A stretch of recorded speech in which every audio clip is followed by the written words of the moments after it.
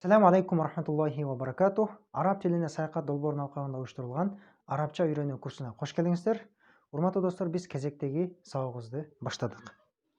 Биздин бүгүнкү турган темабыз аль-фи'лул мудори' фил лугатил арабия. Араб тилиндеги учур чактагы этиш. Учур чактагы этиштер я'малу этишин алып көрсөк, я'малу бул иштейт, иштеп жатат. Мисал үчүн мен иштеп жатам десек, болгону ушул я'малу деген формадагы могу я тамгасын гана өзгөртөбүз. Эгер мен иштеп жатам десек, ана а'малу, мен иштеп жатам. Эгер сен иштеп жатасың десек, анда анта бул сен, алдына та тамгасын коебуз, анта та'малу.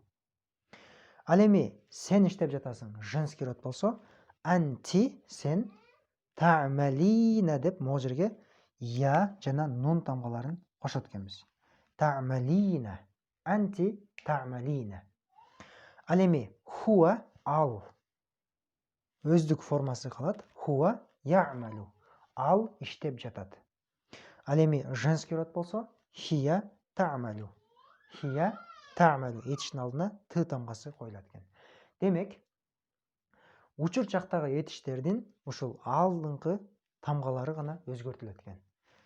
Ана а'малу, анта та'малу, анти та'малина деп могу жерге женский роддун дагы бир өзгөчөлүгү я жана нун тамгалары кошулат.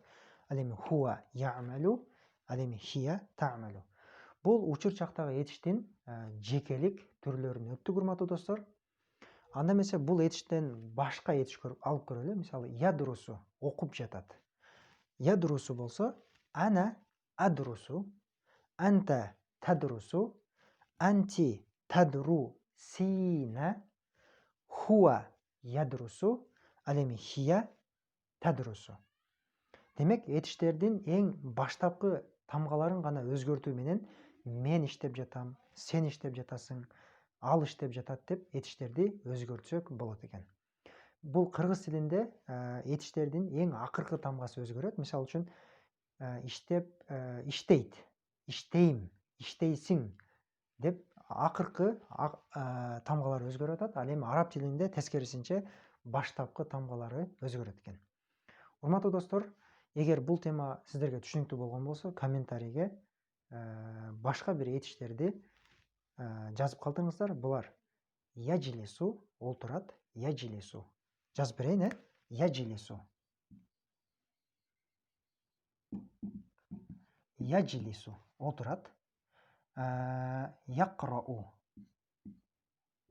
Яқрау. Ушул эки этишти комментарийге жактап салып бериңиздер. Эмки сабактардан амандашканча, ассаламу алейкум ва рахматуллахи ва баракатух.